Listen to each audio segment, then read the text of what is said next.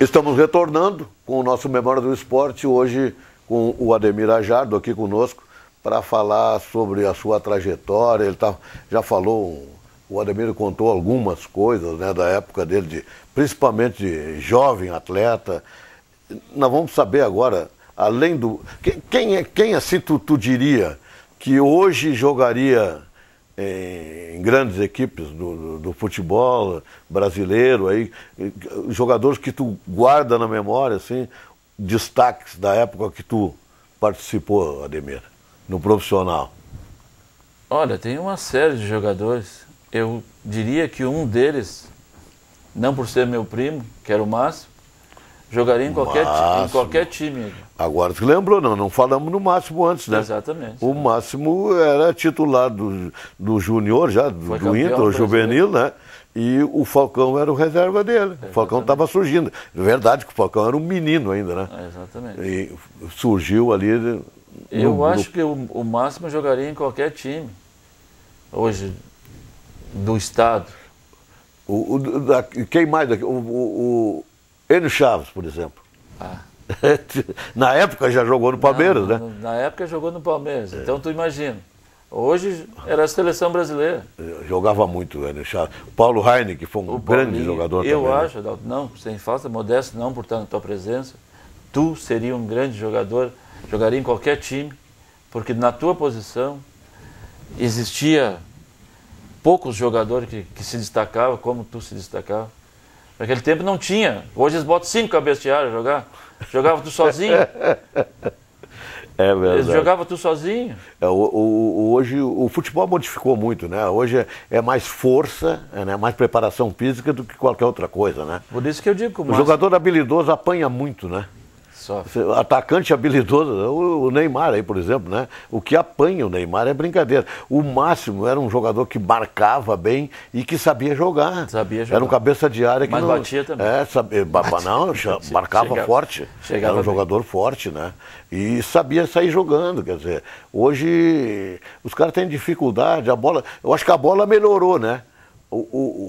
A bola, o peso da bola, tudo melhorou para os jogadores. Porque antigamente a bola, quando molhava, ficava pesando 4, 5 quilos. Um outro jogador que eu sempre fui fã dele, o baixo, o Luiz Carlos. Luiz Carlos. O Luiz Carlos era o jogador que mais tocava na bola em 90 minutos. Se existia alguém que aparecia para jogar, era ele. O Luiz Carlos hoje é meio parecido com esses meninos aí, o Oscar, esse jogador de rapidez no meio, né? Ele dava aquele toque rápido, sabe? E tocava. De muita movimentação, né? E não é rapaz. Jogador que não é rapaz, para mim tem um... Até eu me coloco nesse patamar, que eu era um jogador que não errava passe. Tu era o falso lento, né? Que dizia. Exatamente. Ele chamava o Ademir lento, mas fazia a bola andar, né? Eu não... Hoje, jogando de veterano, os caras dizem, dá uma pegadinha, Ademir. Eu digo, pô, eu com 18 não dava, agora vou dar uma pegadinha com 60, daí fica ruim, né?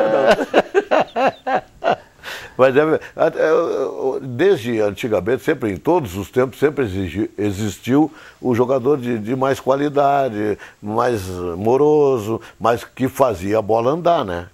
Um lançamento longo, às vezes, ao invés de estar conduzindo a bola se desgastando, um lançamento longo, às vezes, resolve o problema, né? A gente viu no jogo agora recente pela televisão, o Chelsea da Inglaterra ganhando do Barcelona, numa jogada de 3 toques. O cara roubou a bola foi do Messi, lá no meio do campo, meteu, o jogador foi do fundo, o Ramírez, né? Exatamente. E meio... Com uma velocidade. Né? Uma velocidade que passou da linha da bola, né? Exatamente. E bateu certo pro Drogba fazer o gol. Teve 3 toques, enquanto que o Barcelona dá 10, 20 para chegar na goleira, às vezes, né? Tem muita posse de bola, mas às vezes não tem objetividade. Então, grandes jogos, a gente tem, aliás, hoje pela televisão, né? Exatamente, tá vendo? A gente está vendo grandes jogos.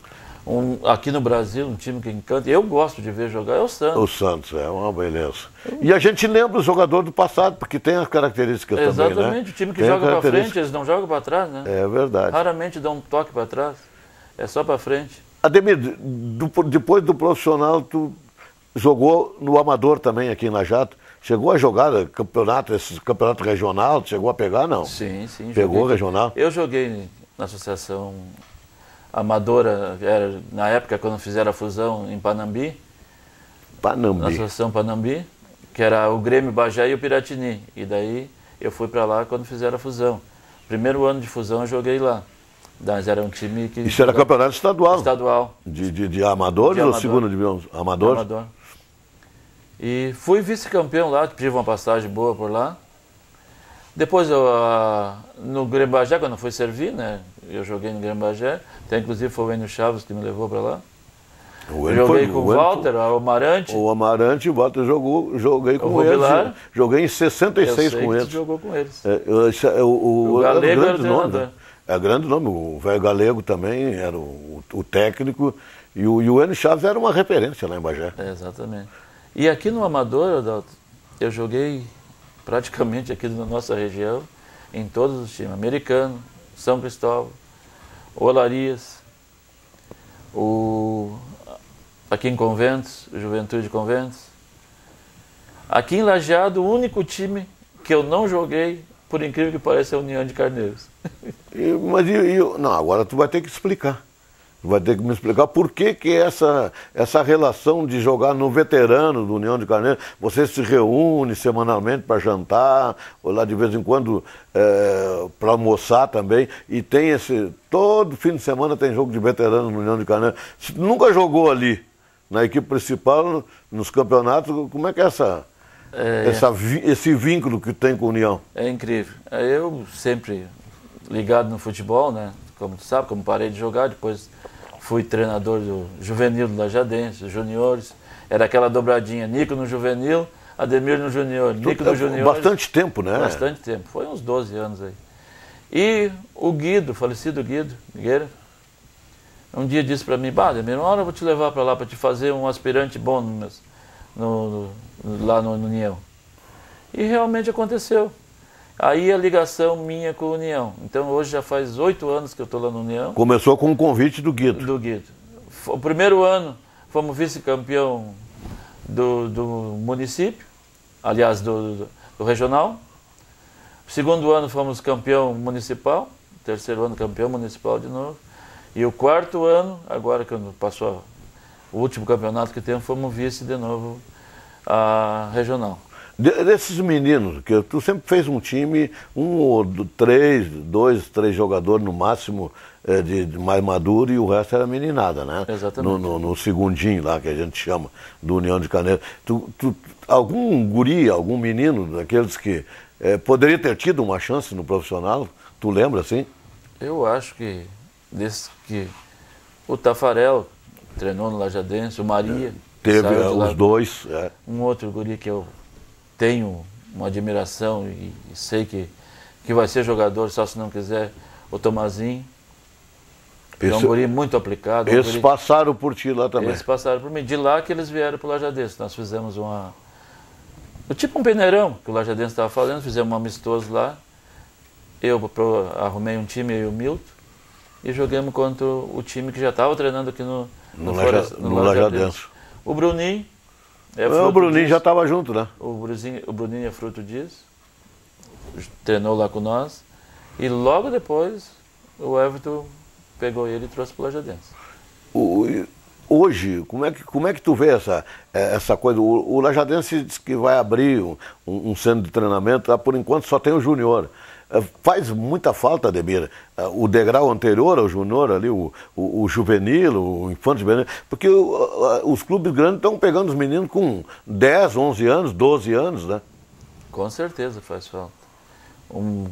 Visto isso, o Nico estava trabalhando até então no 7. O Nico estava fazendo esse trabalho dessa gurizada. Agora, claro, que tem continuação nesses clubes, que nem o Tio de Castro, coisas. Mas seria interessante no Lajadense.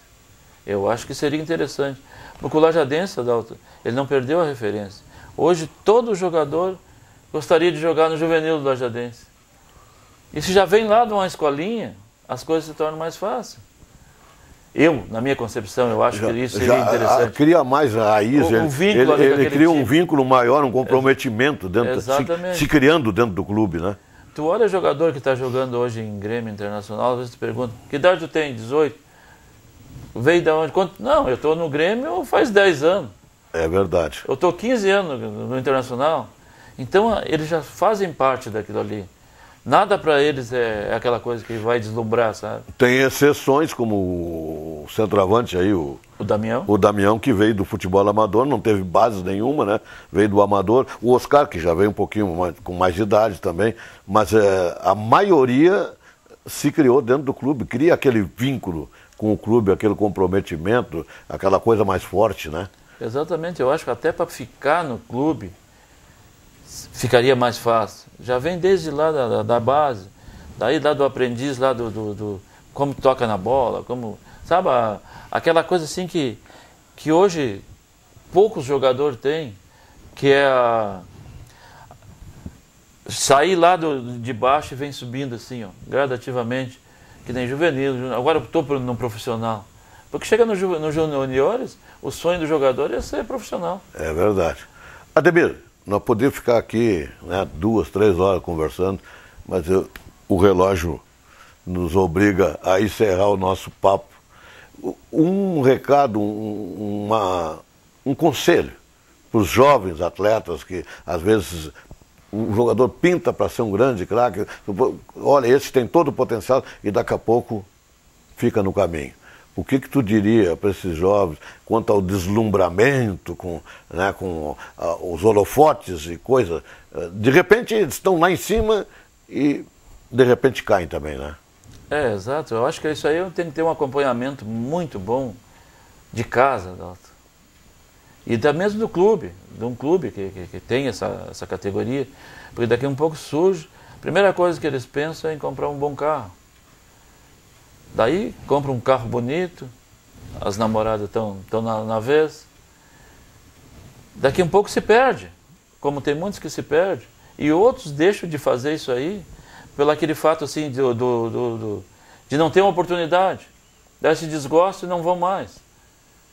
Eu diria assim, ó, que quem sonha em ser jogador de futebol não pode deixar cair esse sonho por ser dispensado por um clube ou ser mandado embora por uma diretoria. E tem que abrir mão, né, Ademir, de muitas coisas. Exatamente. Né? A noite é uma coisa que, na minha época, eu gostava muito, mas sei que não era bom. Não combina. Não combina com o futebol. E saber que tem que treinar. Para te ser alguma coisa, tu tem que passar sacrifício. Como qualquer outra profissão, né? Profissão. Para te chegar no teu objetivo, tem que se sacrificar. E no futebol não é diferente. Só que no futebol tu tem mais chance de chegar lá no topo do que muitas profissões, né? Então essa é a grande vantagem do jogador de futebol, mas o cara não deve deixar que o sonho deles vai por água abaixo por causa do não. Tem que ir à luta. Tá certo. Ademir, muito obrigado por ter vindo. Eu agradeço, Adalto. Eu sei que é uma história bonita que tu tem também no esporte, como jogador, como técnico de muitos meninos aí que passaram pelas tuas mãos no Lajadense e nos clubes amadores, principalmente no União de Carneiros. Muito obrigado mais uma vez. Nós vamos chegando ao final do nosso Memória do Esporte. Você que está aí, ó, muito obrigado pela audiência, obrigado pela preferência, e o Ademir fica na nossa Memória do Esporte. Tchau.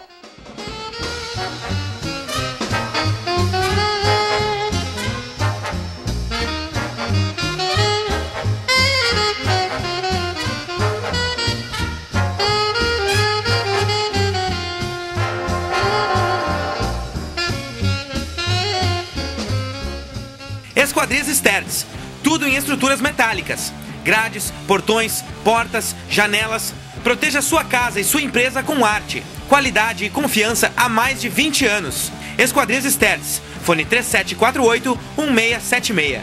A IG Piscinas oferece a mais alta qualidade de produtos e serviços. Filtro automático e exclusivo de tratamento de água com lâmpada ultravioleta. Venda, instalação e assistência técnica.